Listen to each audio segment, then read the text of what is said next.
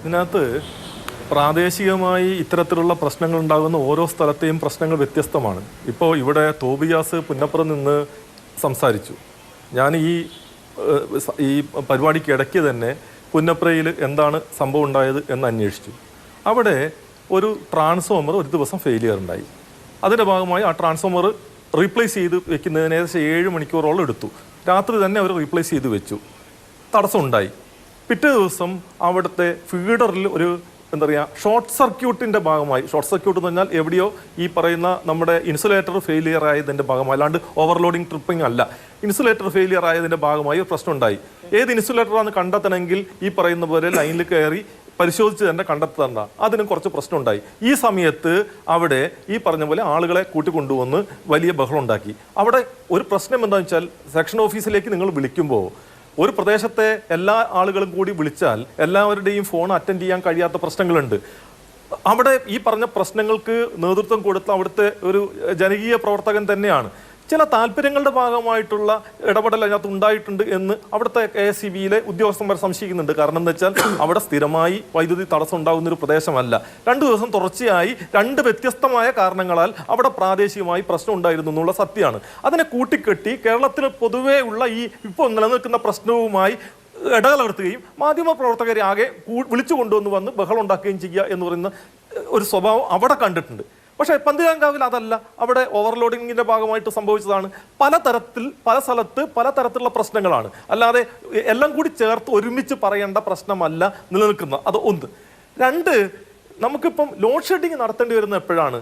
അതായത് നമുക്കിപ്പോൾ 5700 മെഗാവാട്ട് വൈദ്യുതി ആവശ്യമുണ്ട്. 5500 കയ്യിലുള്ളൂ. 200 മെഗാവാട്ടിൻ്റെ കുറവുണ്ട്. ആ 200 മെഗാവാട്ട് എന്ന് പറയുന്നത് ആകെയുള്ള സമയം വെച്ച് ഹരിക്കുമ്പോൾ 20 മിനിറ്റ് കുറവാണ്. അതുകൊണ്ട് 20 മിനിറ്റ് ലോഡ് ഷെഡിങ് നടത്തണം. ഈ നിലയ്ക്ക് സംസ്ഥാന അടിസ്ഥാനത്ത് തീരുമാനിക്കേണ്ടി വരുമ്പോഴാണ് ലോഡ് ഷെഡിങ്ങിലേക്ക് പോകേണ്ടി വരിക.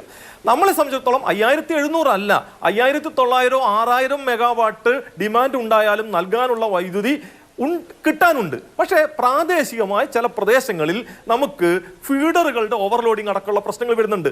ആ ഫീഡറുകളുടെ ഓവർലോഡിങ് അവിടെ തന്നെ പരിഹരിക്കാൻ കഴിയൂ. അത് സംസ്ഥാന അടിസ്ഥാനത്തിൽ ഹാഫ് അവറോ അല്ലെങ്കിൽ 1/4 മണിക്കൂറോ ലോഡ് ഷെഡിങ് പ്രഖ്യാപിച്ച് പരിഹരിക്കാൻ കഴിയുന്നതല്ല. അത്തരം പ്രശ്നങ്ങൾ അവിടെ പരിഹരിച്ചെടുക്കാനുള്ള ശ്രമം നടത്തുന്നുണ്ട്. ചില സമയത്ത് അത് പ്രായോഗികമായി പരിഹരിക്കുന്നതിന് ചില പരിമിതികൾ നമ്മൾ അനുഭവിക്കുന്നുണ്ട് എന്നുള്ള സത്യമാണ്. ഇവിടെ നേരത്തെ ജ്യോതികുമാർ ചാമക്കാല ചോദിച്ചൊരു ചോദ്യം കൂടി പറയേണ്ടതുണ്ട്. 15% വർധനവുണ്ടായാൽ അത് KSEB കാണേണ്ടതായിരുന്നില്ലേ? KSEB ഇത് കാണാത്തതല്ല പ്രശ്നം. ഇപ്പം നമുക്ക് മുൻകാല ചരിത്രം വെച്ചുകൊണ്ടാണ് ഏത് ഇൻവെസ്റ്റ്മെന്റ് നമ്മൾ തീരുമാനിക്കുക. ഒരു 3%, 4%, 5%, 6%-ന് മുകളിൽ വൈദ്യുതി ഉപഭോഗം വർദ്ധിച്ച ഒരു ചരിത്രം കേരളത്തിന് മുൻകാലങ്ങൾ ഒരിക്കലുമില്ല. ഈ കഴിഞ്ഞ വർഷം ഉണ്ടായിട്ടുള്ള ഇപ്പം ഉണ്ടായിട്ടുള്ള 15% വർധനവ് എന്നുള്ളത് കേരളത്തിന്റെ ചരിത്രത്തിലേ ഇല്ല. ഇപ്പം 5700 വന്നു, 5500 വന്ന ദിവസങ്ങളുണ്ട്. നമുക്ക് ഒരു പ്രശ്നവും എവിടെ ഉണ്ടായിരുന്നില്ല. പക്ഷെ 5700 എത്തുമ്പോഴേക്ക് ചില പ്രദേശങ്ങളിൽ ഓവർലോഡിങ്ങിലേക്ക് പോയി. അവിടെയുള്ള പ്രവർത്തനങ്ങളിൽ നമ്മൾ പ്ലാൻ ചെയ്യാത്തത് കൊണ്ടല്ല, പ്ലാനിങ്ങിന്റെ ഭാഗമായി നോർമലായിട്ട് വരുന്ന 5000 5500 പറഞ്ഞാൽ 10% വർധനവുണ്ട്. 10% വർധനവ് ഉണ്ടായപ്പോഴും പ്രശ്നങ്ങളില്ലാതെ പരിഹരിക്കാൻ കഴിയുന്ന രൂപത്തിലുള്ള പ്രവർത്തനങ്ങൾ പ്ലാനിങ്ങിന്റെ ഭാഗമായി നടന്നിട്ടുണ്ട്. നമുക്ക് ഇൻവെസ്റ്റ്മെന്റ് എന്ന് പറയുന്നത് അത്തരത്തിൽ ഒപ്റ്റിമൽ അല്ലാതെ ഇൻവെസ്റ്റ്മെന്റ് നടത്താൻ കഴിയില്ല. നാളെ അടുത്ത വർഷം 25% വർധനവുണ്ടാകും എന്ന് വെച്ചുകൊണ്ട് ഒരു വർഷത്തിനുള്ളിൽ അത്ര വലിയൊരു ഇൻവെസ്റ്റ്മെന്റിലേക്ക് പോയാൽ ആ ഇൻവെസ്റ്റ്മെന്റും തിരിച്ച് ജനങ്ങളുടെ വൈദ്യുതി ചാർജായി തന്നെയാണ് തിരിച്ചു വരിക. അതുകൊണ്ട് ഇത്തരം കാര്യങ്ങളിൽ നമുക്ക് മുൻകാല അനുഭവങ്ങളിൽ നിന്നാണ് നമ്മൾ ചിലപ്പോൾ പലപ്പോഴും പ്ലാൻ ചെയ്യുക. ആ മുൻകാല അനുഭവങ്ങളിൽ ഉള്ളതിന്റെ ഇരട്ടി വെച്ചൊക്കെ പ്ലാൻ ചെയ്യുക എന്നല്ലാതെ അതിനപ്പുറത്തേക്ക് വന്നു കഴിഞ്ഞാൽ അത്തരമൊരു സാഹചര്യം, അങ്ങനത്തെ ഒരു എവൻച്വാലിറ്റി പരിഹരിക്കാൻ കഴിയുന്ന അവസ്ഥ ഇന്ന് നമ്മുടെ മുമ്പിലില്ല. നമുക്ക് ചില പരിമിതികളുണ്ട്. നമുക്ക് ആ പരിമിതികളുണ്ട് എന്നത് വിതരണശേഷി ഉണ്ട് എന്നുള്ളത്. അപ്പൊ നമുക്ക് ഉപഭോഗം വർദ്ധിക്കും എന്ന കാഴ്ചപ്പാടോട് കൂടി തന്നെ ആയിരിക്കുമല്ലോ ഇത്രയും വലിയ വിതരണ ശൃംഖല നമ്മൾ ഉണ്ടാക്കിയെടുത്തിട്ടുള്ളത്. അത് 10%, 15%, 25% ആയാൽ പോലും നമ്മൾക്ക് അത് പരിഗണിക്കേണ്ട, അത് പ്രത്യേകിച്ച് പ്രശ്നം ഉണ്ടാക്കരുത് എന്നുള്ളതായിരിക്കേണ്ട നിലപാട്. അതല്ലേ നേരത്തെ ശ്രീ ജ്യോതികുമാർ ചാമക്കാല ചോദിച്ചത്. കറണ്ട് ഉണ്ട്, നമുക്ക് വലിയ വിതരണ ശൃംഖലയുണ്ട്, പക്ഷെ ഇത് പര്യാപ്തമായി വിതരണം ചെയ്യാൻ കഴിയില്ല. അത് പരാജയപ്പെട്ടു പോകുന്നു. മാധുവിന് ഈ പറയുന്ന വൈദ്യുതി മേഖലയിലെ ശൃംഖലയുടെ പ്രശ്നങ്ങൾ സംബന്ധിച്ച് എങ്ങനെയാണ് നമ്മളത് പ്ലാൻ ചെയ്യുന്നത് എന്നത് സംബന്ധിച്ചിട്ടുള്ള ചില ധാരണ പശകിന്റെ ഭാഗമായിട്ടാണ് ഇത് പറയുന്നത്. നമുക്ക് അറിയുന്ന സംശയം ചോദിക്കട്ടെ ശ്രീ MG സുരേഷ് കുമാർ.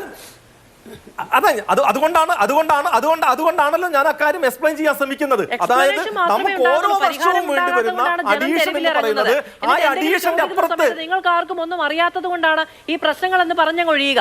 എന്നിട്ട് ആ മനുഷ്യൻ മനസ്സിലാകാൻ ഒരു തരത്തിലും സാധ്യതയില്ലാത്ത തരം ചില വിശദീകരണങ്ങൾ നൽകുക. അങ്ങനെ പറഞ്ഞൊഴിയുന്ന പ്രശ്നമൊന്നുമില്ല. പ്രശ്നങ്ങൾ പരിഹരിക്കാൻ തന്നെയാണ് ഇലക്ട്രിസിറ്റി ബോർഡിലുള്ള ആളുകൾ ശ്രമിച്ചുകൊണ്ടിരിക്കുന്നത്. അത് പരിഹരിക്കപ്പെടുന്നതിനുള്ള ശ്രമം ഉണ്ടാവും. പക്ഷേ ചില പ്രശ്നങ്ങൾ നമുക്ക് നമ്മുടെ പരിമിതികൾക്കുള്ളിൽ നിന്ന് തീർക്കാൻ കഴിയാത്ത പ്രശ്നങ്ങൾ ഉണ്ടാകും. അത് ഉണ്ടാകുന്നത് നമ്മൾ എല്ലാവരും കൂടി മനസ്സിലാക്കി പെരുമാറുക എന്ന് തന്നെ പറ്റൂ. ശരി.